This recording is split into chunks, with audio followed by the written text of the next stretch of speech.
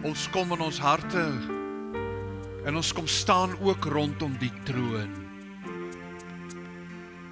En waar die 24 ouderlinge buig en hulle krone neerplaas voor die almagtige groot God van hemel en aarde, kom doen ons dieselfde. Want aan U kom toe al die eer, die lof en die heerlikheid. U majesteit het geen perke nie. U grootheid kan nooit onderskat word nie. Ons is bewus van U grootheid en U teenwoordigheid en besef dat ons is eintlik klein in U teenwoordigheid. En ons verstaan wanneer die psalmskrywer sê dat ons is so stof aan 'n weegskaal.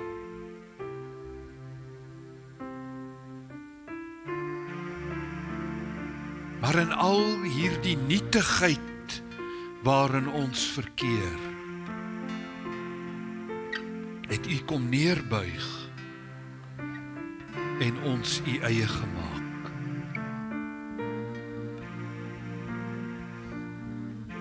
Ons is bewus daarvan dat alhoewel ons nietig is en niks is nie, het ons alles geword in U. Dankie dat U Uself oor ons ontferm het, want ons kon onsself nie help nie. Maar U het kom neerbuig en soos een van ons geword, sodat ons kan word familie van die lewende God, tot wie ons uitroep, Abba, Vader. Dankie daarvoor. Dankie dat ons bewus kan wees, dat deur die salwing van U Gees U in ons werk, sodat ons kan wees dit wat U wil hê ons moet wees. En ons dankie daarvoor. Ons besef dis 'n genadewerk, niks uit ons eie uit nie. Ons ontvang dit ook so. Dankie daarvoor. Dankie daarvoor. Ons dankie daarvoor in Jesus naam. Amen. U kan die sitplek neem. Baie dankie aan die bedieningsspan. Wonderlik om in die gemeenskap van die heiliges te wees. Amen. Welkom aan al die heiliges. Sê vir een langs jou, is toe glad nie so koud as wat ek gedink het dit gaan wees nie. Dis 'n geloofsuitspraak.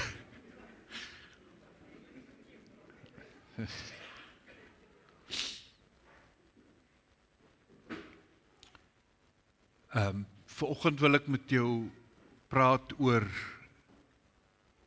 die volmaakte openbaring van die Vader, of ons kan dit ook noem Jesus, die weg, die waarheid en die lewe.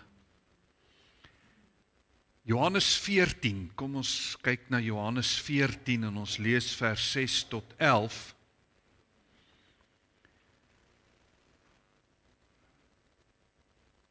Johannes 14, die evangelie van Johannes, hoofstuk 14, vers 6.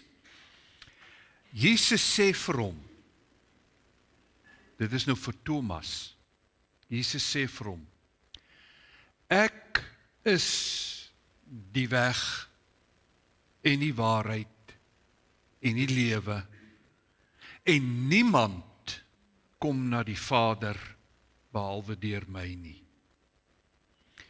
As julle my leer ken het, sal julle ook my Vader ken.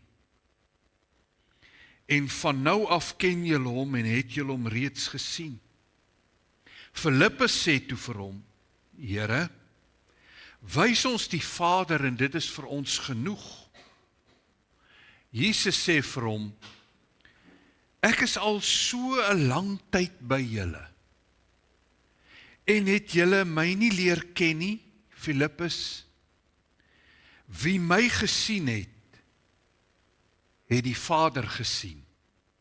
Waarom sê jy dan, wys ons die Vader? Glo jy dan nie dat ek in die Vader is en die Vader in my nie? Die woorde wat ek vir julle sê, sê ek nie uit myself nie, maar dit is die Vader wat in my bly en sy werke doen. Glo my, dat ek in die Vader en die Vader in my is, of glo dan op grond van die werke self. Hierdie is een gedeelte wat afspeel, daar het verskillende scenario's afgespeel in hierdie tydperk, want ons is hier in die midde van Jesus se laaste aand voordat hy uitgelewer sou word en uiteindelik gekruisig sou word. En hulle is hier almal in die bovertrek. En ons kan onsself indink die angs en hierdie hartseer as het ware wat die disippels moes beleef, want hulle het gehoor by Jesus, hy gaan hulle verlaat, gaan nie meer lank saam met hulle wees nie.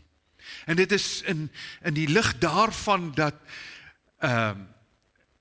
mense soos Thomas en Filippus en almal elke keer met vrae kom, later aan wanneer hulle by die etenstafel is en Petrus dan vra, wie is dit wat die gaan verraai, want hulle hoor al hierdie dinge, dit is so baie dinge wat hulle hoor in een aand, terwyl hulle saam met Jesus is. Vers 1 sê, in hierdie hoofstuk, en dit is hoekom Jesus dit vir hulle sê, laat julle harte nie ontsteld wees nie, glo in God, glo ook in my. Asof hulle voorberei en hulle harte ken vir dit wat op hulle wag. En dan uit dit uitkom in vers 5, hierdie uitroep van Filippus wat sê, Here, ons weet nie waarheen gaan nie, hoe is dit dat u weggaan? En dan kom ons by hierdie sentrale tema in hierdie perikoop, waar hy sê, maar ek wil dit vir julle sê, hier is die waarheid wat julle moet weet. Ek is die weg. Ek is die waarheid.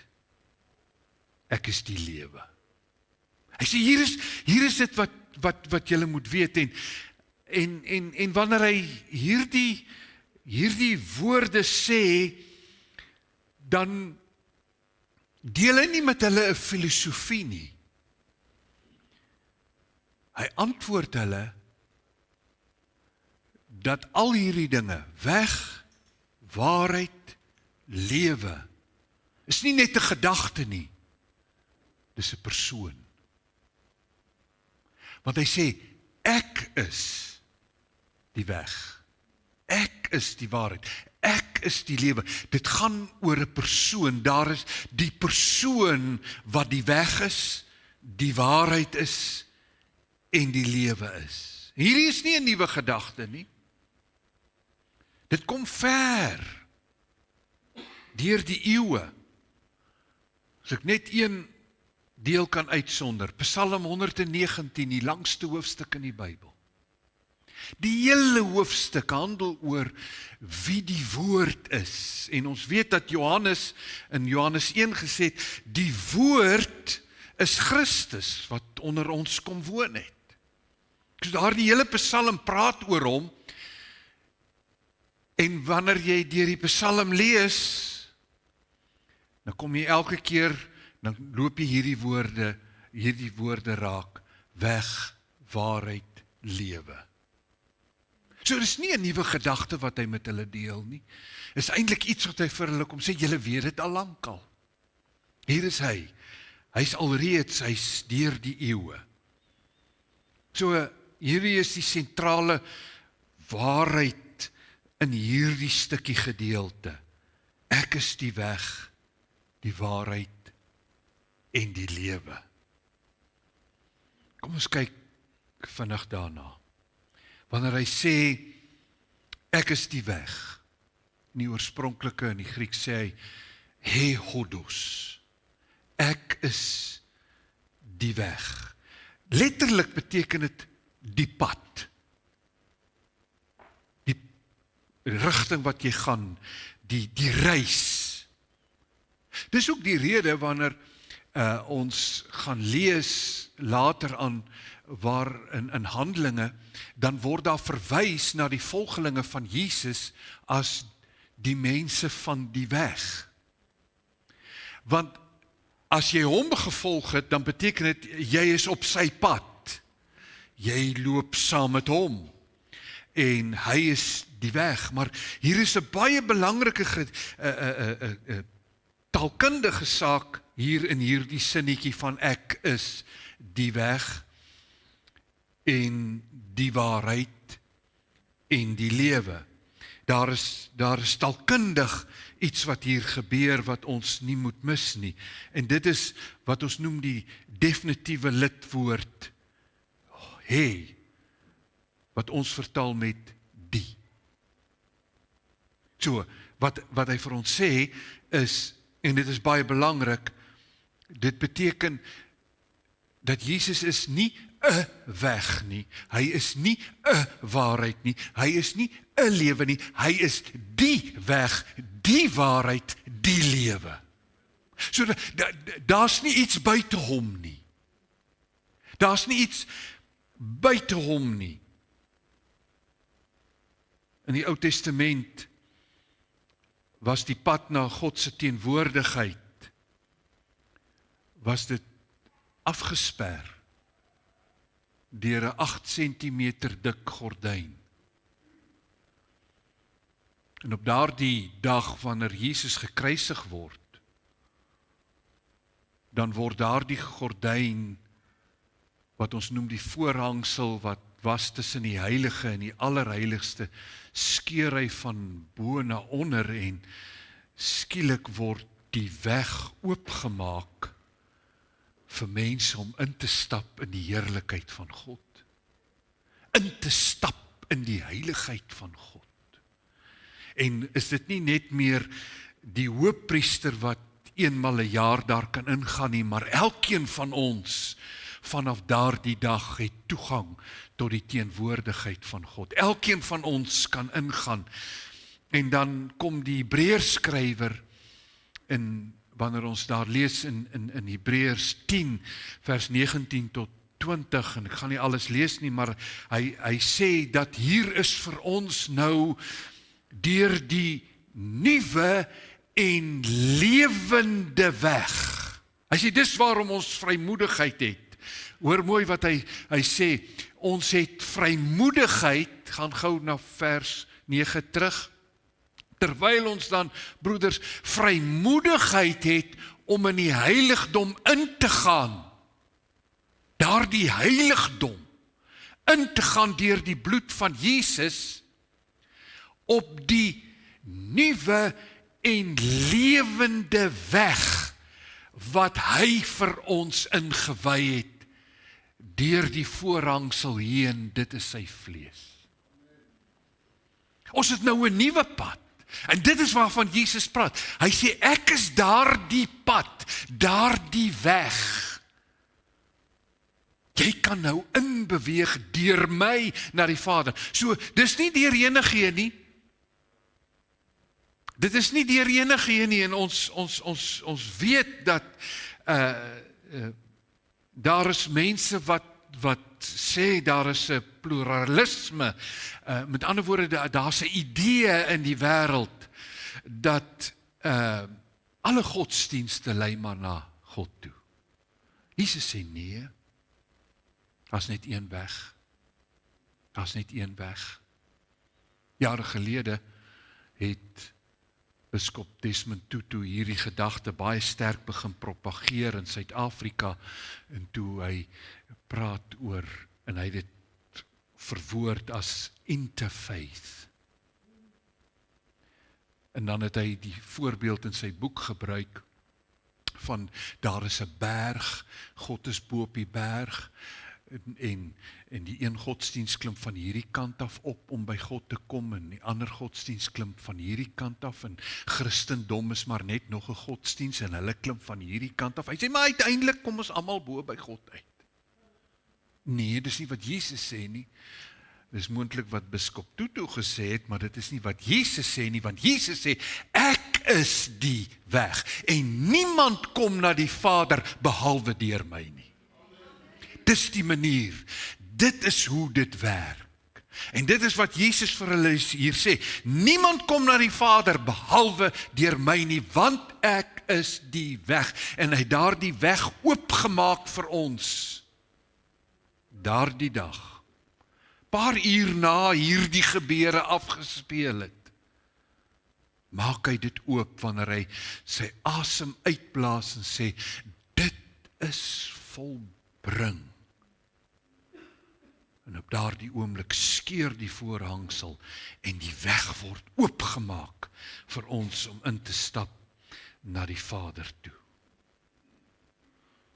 Baie mense bou baie paaie en hulle wil met goeie werke en godsdienstige seremonies en 'n mooi morele lewe en selfs met intellektuele kyk na dinge wil hulle by God probeer uitkom, maar Efesiërs 2 vers 8 en 9 sê vir ons hierdie woorde, hy sê, want uit genade is julle gered. Deur die geloof, en dit nie uit julle self nie, dit is 'n gawe van God. En dan sê hy, nie uit die werke nie, sodat niemand mag roem nie. En hier lê die waarheid. Hier lê die waarheid. Ons is gered nie uit 'n prestasie wat ek lewer nie. Christus het die prestasie gelewer wat die Vader beïndruk het toe hy aan die kruis sterf. Dis die enigste prestasie wat daar is, wat die Vader tevrede kon stel. Jou en my prestasie van 'n mooi lewe en 'n goeie lewe en al die dinge, hoe goed en hoe reg dit ook al is nie wat vir ons redding bewerk nie. Dis goed wat ek doen omdat ek gered is. Maar ek kan nie daardeur gered word nie. My godsdienstritueel kan my nie red nie. Genade alleen, genade, dit het gekom, want Jesus het die weg oopgemaak. Hy het die weg oopgemaak. Deur geloof stap ek en jy daardie pad. En dit is wat Jesus vir hulle sê, ek is die weg. En dan sê hy tweede waarheid vir hulle, of 'n tweede, en dit is 'n waarheid, hy sê, ek is nie net alleen die weg nie, hy sê ook maar die waarheid. Die waarheid, aletheia. Daardie woord waarheid beteken nie net om nie te jok nie, nie te lieg nie, nie te 'n leuen te vertel nie, nie te verdraai. Dit is meer as dit. Dit beteken dit staan onfeilbaar. Dit is 'n absolute betroubaarheid. Dit staan teenoor skyn. Dit beteken dit is iets wat so getrou is en so waar is dat jy dit kan volg. Aletheia. Dit is wat Jesus sê, ek is die onbedekte, die absolute werklikheid van God. Kom ons laat dit insink. Hier sê Jesus vir hulle, ek is die weg, en dan sê vir hulle, ek is die waarheid, die aletheia, die absolute werklikheid van God. Dit is waarom hy later vir hulle sê, hy sê, as julle my gesien het julle die Vader gesien, het julle die werklikheid van God, het julle gesien.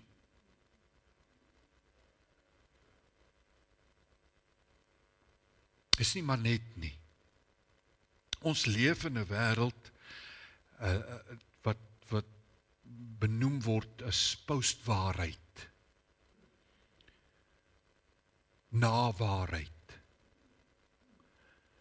En dit is die wêreld waarin ons leef, waar mense sê, jy het jou waarheid, ek het my waarheid. Waarin mense sê dat waarheid is relatief. Dit klink soos Pontius Pilatus wat uitgeroep het, wat is waarheid? En dit is die gees van die moderne wêreld. Wat is waarheid? En dit is, as ek sê moderne wêreld, beteken nie dit het nou eergister begin nie. Hierdie kom baie lank.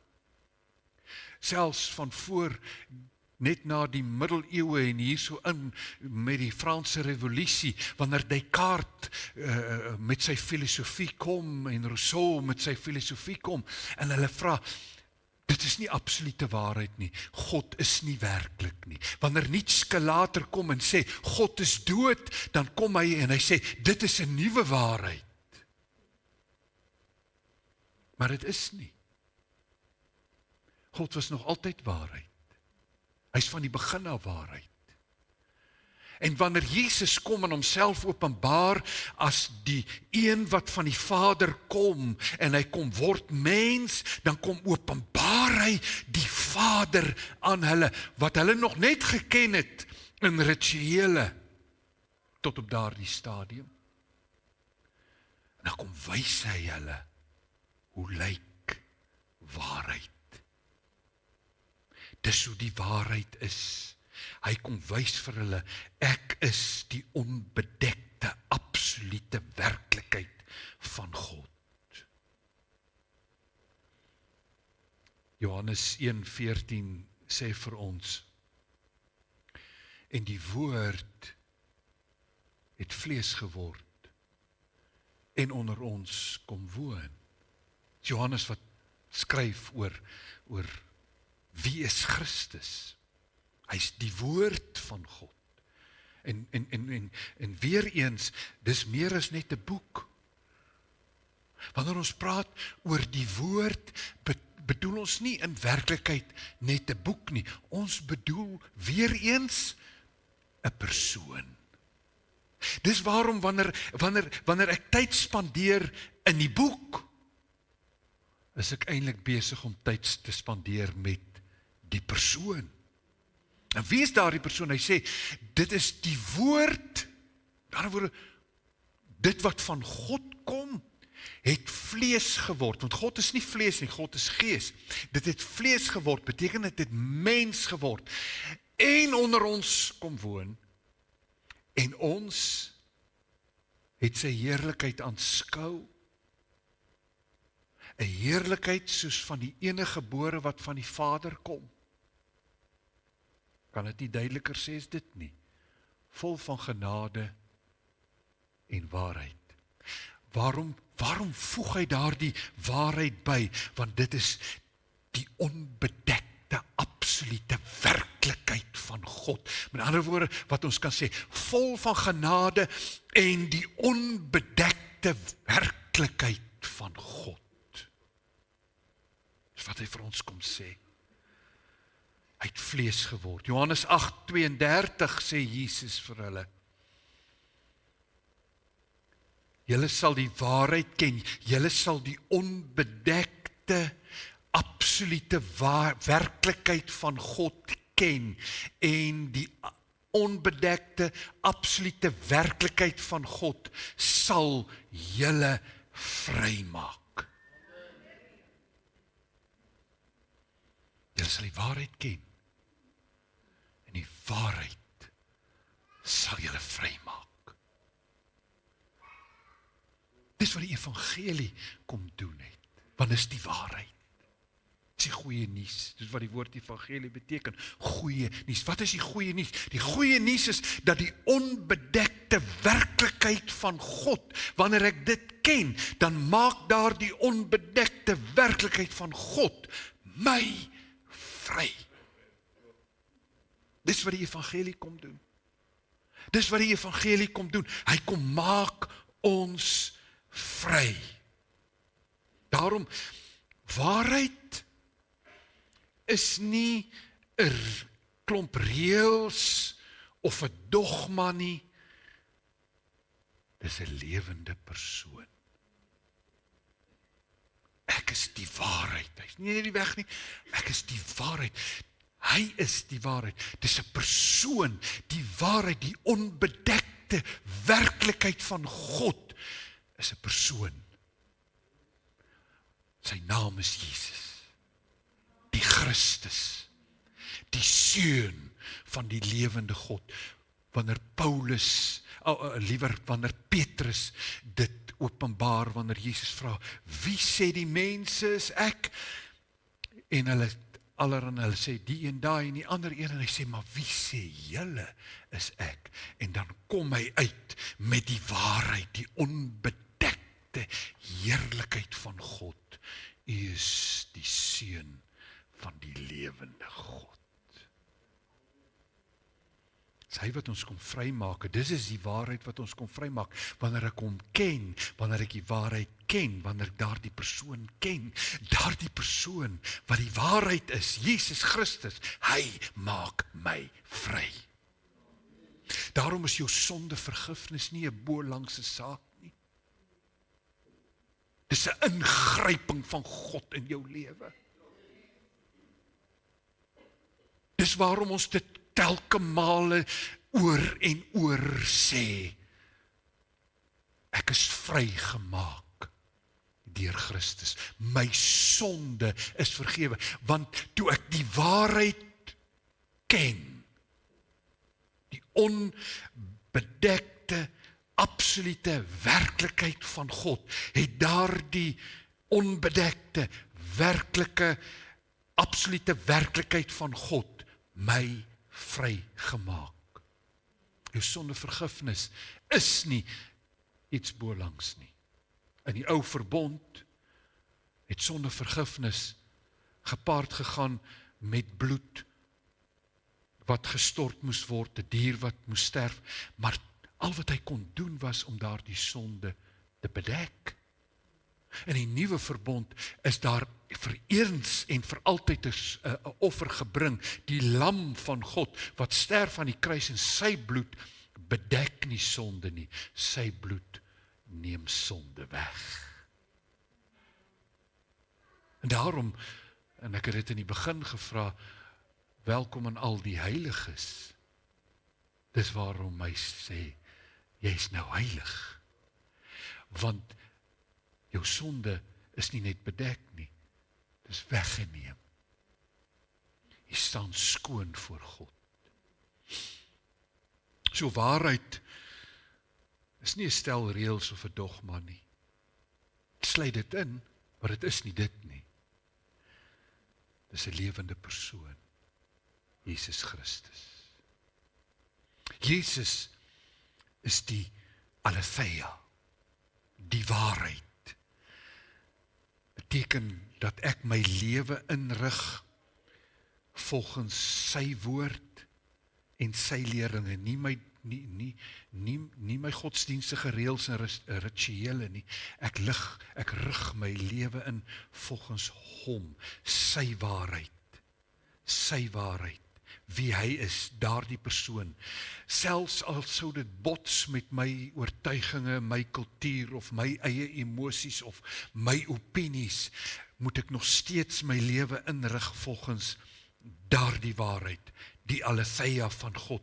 Dit beteken dat al valsheid, leuns en al daardie goed word as vyande verwerp.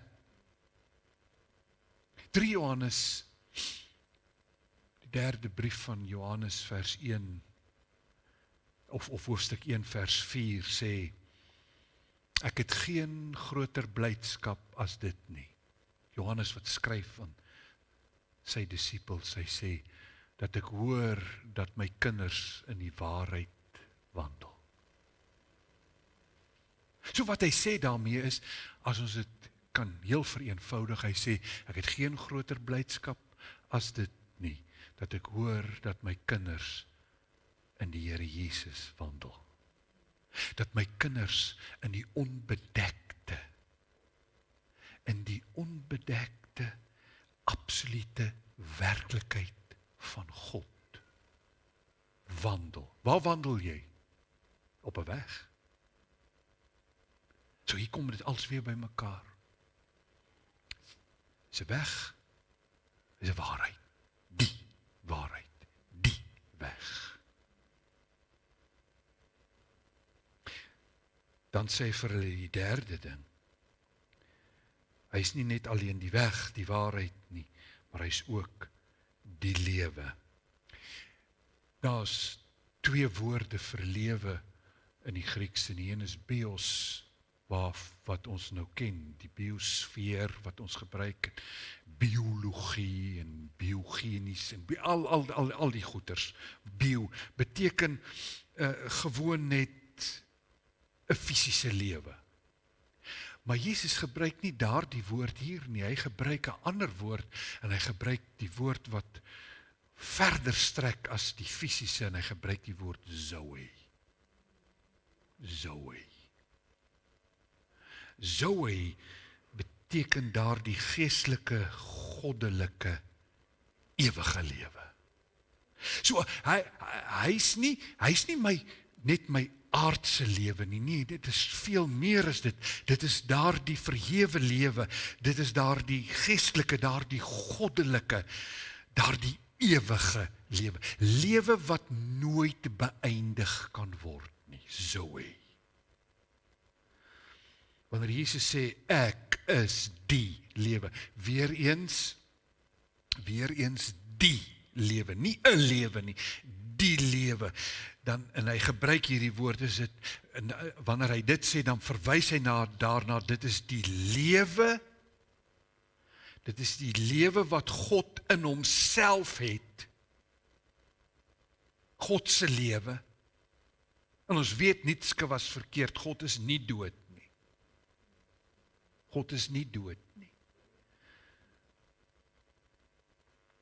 maar goddelike lewe wat nie beëindig kan word nie, dit is daardie lewe wat die dood oorwin het, daardie opstandingslewe, en dit is wat kom realiseer het in jou en my lewe, die oomblik toe jy tot wedergeboorte kom, en die lewe van God wek jou geesmens wat verduister was deur sonde en ongeregtigheid en 'n afskeiding van God, kom die Zoe van God in, en hy bring God se lewe, en hy kom plaas dit binne in jou, en jy kry ewige lewe, nie iets vir eendag nie, maar jy het dit reeds. Want jy het reeds opgestaan in 'n nuwe lewe, en God se lewe is in jou ingeplaas.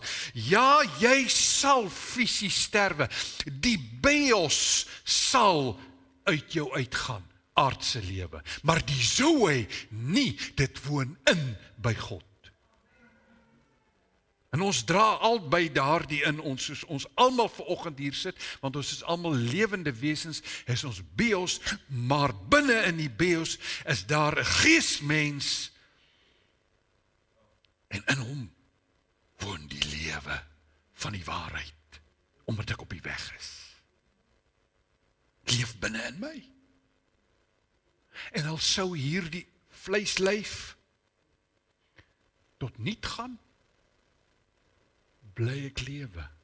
Die oomblik wanneer dit wat hier in die sigbare en die fisiese is, in die bios is, afsterf, want dis waarvoor dit bestem is,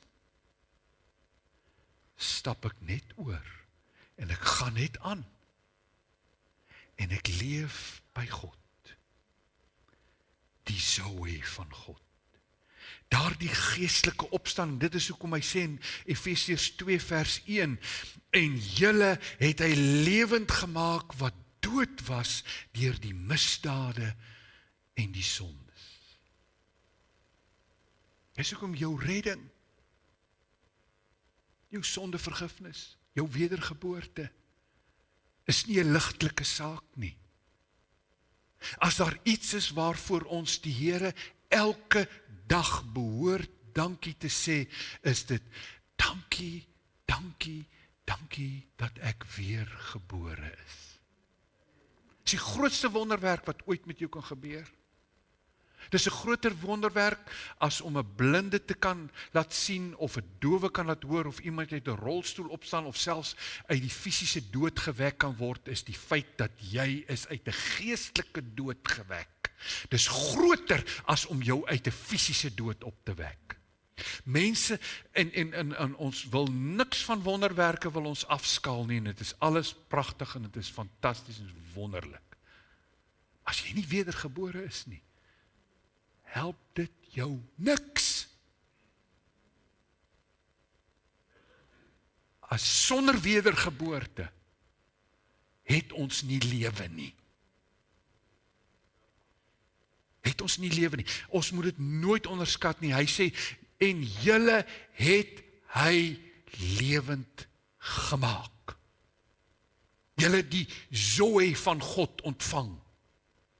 Want julle was eers dood, deur misdade en deur sonde.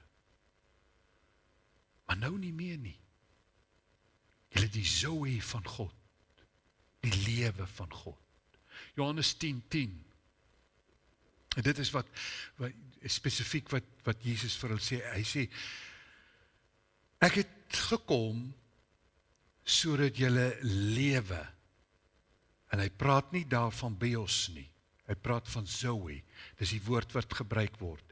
Ek het gekom sodat julle lewe Zoe kan hê, en dit in oorvloed.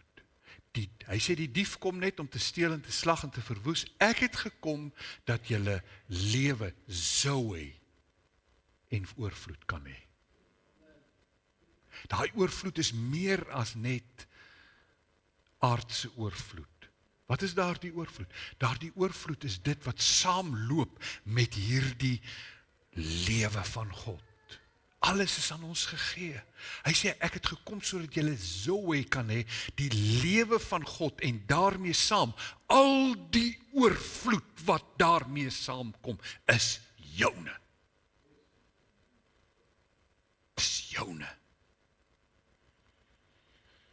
In 1 Johannes 5, vers 11 tot 12, herinner hy ons, God het ons die ewige lewe gegee. Wat is dit, die Zoe? Dit is die getuienis, dat God ons die ewige lewe, Zoe, gegee het, en die Zoe is in sy seun. So, Christus in my, maar ek ook in Christus, en daarom het ek die Zoe van God, en dit is die getuienis. Dis jou en my getuienis. Dit is ons getuienis dat ek die lewe van Christus ontvang het. Dis my getuienis. Daarom weer eens, ewige lewe begin nie eendag nie. Jy het reeds. As jy in Christus is, het jy dit ontvang. Dit is wat Johannes vir ons sê. Hy sê, ons het die ewige lewe. Nie, jy sal dit eendag hê nie. Ek het dit. Is julle mense met my? Ek het dit. Ek het die ewige lewe. Hy sê, hierdie lewe is in sy seun. Wie die seun het die lewe, die ewige lewe, die Zoe van God.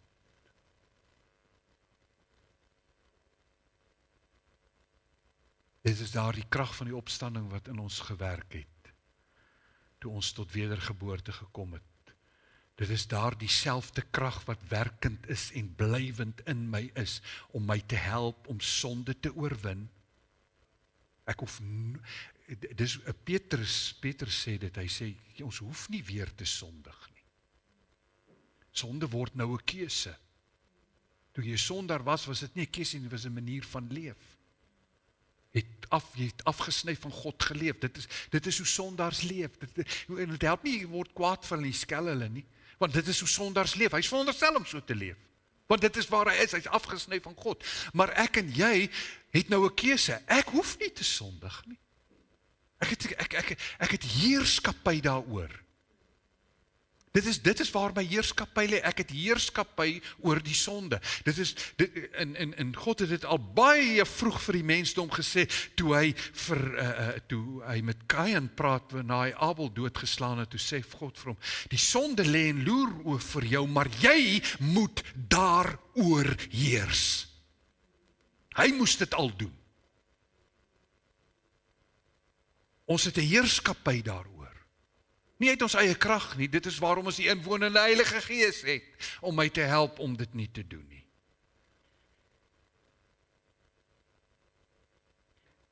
Maar dan, in vers 8, vra Filippus, Here, wys ons die Vader, en dit is vir ons genoeg. En 'n mens kry die indruk dat Filippus het een of ander uiterlike teken gesoek, of 'n bonatuurlike teofanie, wat hy gesoek het, 'n openbaring, 'n weerligstraal of donderslaaf, ek weet nie, vere wat val, goud in die mond, en ek weet nie wat so goed hy als daar wou gehad het nie.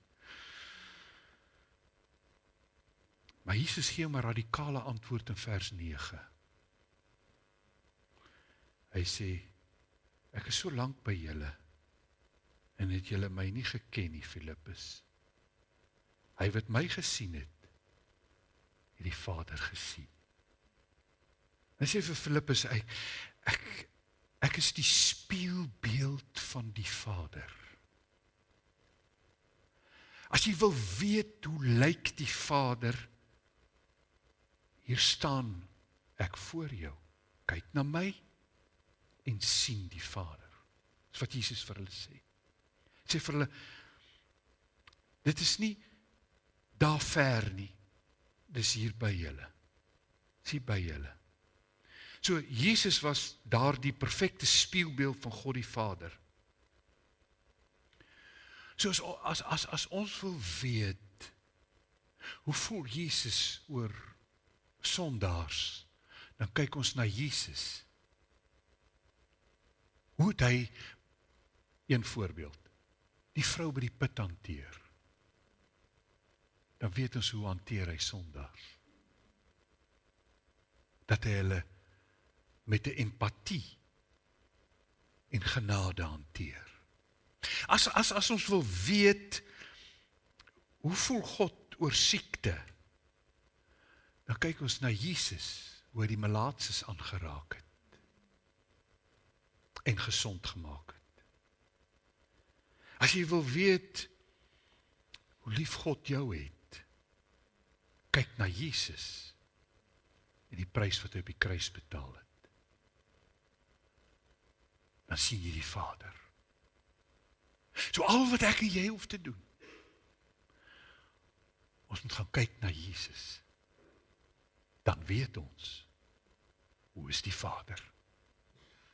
En dit is die wonderlike wat ons het, daardie disippels, wat daar die aand saam met Jesus in daardie bovertrek was, het nog nie hierdie gehad nie. Maar ons het. Hulle moes daar die ou boekrolle gaan afstof en ooprol. Maar hulle kon hom daar kry, want van Genesis reg deur tot Maleagi praat die hele Ou Testament oor hom. Maar uiteindelik begin hulle leef wie hy is, wanneer hulle saam met hom elke dag loop. En dan kom sê hy vir hulle, as julle die Vader wil sien, kyk na my. En vir jou en my is dit dieselfde, as ons by die Vader wil wees, dan moet ons dit weet. Ek moet by Jesus kom, want hy is die weg, die waarheid en die lewe. Wanneer ek gemeenskap het met hom, het ek gemeenskap met die Vader. As ek my fokus hou op hom, het ek 'n fokus op die Vader. Want hy is 'n uitdrukking van die Vader, wat ek kan verstaan, omdat hy kom mens word het, en onder ons kom woon het, wat Johannes vir ons sê, hy het vlees geword, die woord van God het vlees geword, en onder ons kom woon. So ek wil afsluit hiermee. Ek het nie nodig om te soek na alternatiewe paaie nie. Ek het die weg, die hodos van God, die weg. Ek kan rus in die voltooide werk van Jesus aan die kruis. Alles volbring. Ek kan daarin rus vind. Hy is die weg. Ek kan my verstand belyn en my gees belyn met die waarheid. Daardie aletheia, daardie absolute openbaring van wie God is, kan ek my eie gedagtes mee belyn. Ek hoef nie te gaan soek by ander godsdienste nie, want hulle het nie die waarheid nie. Die waarheid is 'n persoon, en sy naam is Jesus Christus. En ek kan leef vandag in die krag van sy oorvloedige lewe, sy Zoe. Ek leef daarin. Dis nie iets wat ek voor hoef te werk nie. Ek het dit ontvang, omdat sy lewe in my ingekom het. Toe ek 'n kind van God word, toe kom woon God se lewe binne in my. In millisekondes. Dis die wonderlike van wedergeboorte is, jy hoef nie aansoek te doen nie. Jy hoef nie te wag dat iemand dalk 'n foon iewers moet antwoord nie. Dis net daar. Die Zoe van God. As jy kind van God is en jy het hierdie lewe ontvang, dan is dit wonderlik om te weet wat ek ontvang het. Dat ek nou met die weg, die waarheid en die lewe, terwyl ek op hierdie aarde is, my lewensbestaan kan voer. Want God is nie daar ver nie. Hy het by ons kom woon, deur die inwonende Heilige Gees. Daar's 'n mooi liedjie, en is net 'n mooi liedjie, met 'n mooi wysie, maar niks seggende woorde. Bette Midler se liedjie, God is watching us from a distance. Vreeslike mooi liedjie, klomp nonsens. God is not watching you from a distance. God woon deur sy Gees in ons. Hy's nie ver nie. Hy's by my. Elke oomblik, 24/7. Want hy's die weg, die waarheid en die lewe. Ons het hom. Amen. Prys die Here. Kom ons bid. Vader, ons is opnuut bewus dat u woord, wanneer ons dit oopmaak, is dit deurdronge met waarheid en lewe, wat ons op 'n weg plaas, waar ons nie verdwaal nie. Ons dankie vir die woord. Ons dankie vir die inspraak van die woord in ons geesmens, in ons gedagtewêreld. Dankie dat u woord vir ons nie net 'n boek is nie, maar 'n persoon, Jesus Christus, die versinne beelding van die Vader. Ons ontvang dit, en ons dankie daarvoor. Ons vra Heilige Gees dat u ons op 'n daaglikse basis die naprediker sal wees hiervan. Ons voortdurend sal herinner hieraan. Dat ons elke dag nuut en vars sal weet dat God is nie ver nie, God is by ons. Dat ons elke dag sal weet dat U is die weg, U is die waarheid, U is die lewe, en dat dit 'n werklikheid in ons sal wees. Ons vra dat U dit lewend in ons harte sal hou, in ons gedagtes, sodat ons lewe daarvolgens kan inrig. Dankie dat U ons daarin help. Dankie dat U genade en U guns oor ons lewens groot is. Ons vergeet partymal al hierdie wonderlike dinge, maar ons vra Heilige Gees dat U ons voortdurend sal herinner. En ons dankie daarvoor. Ons dankie daarvoor.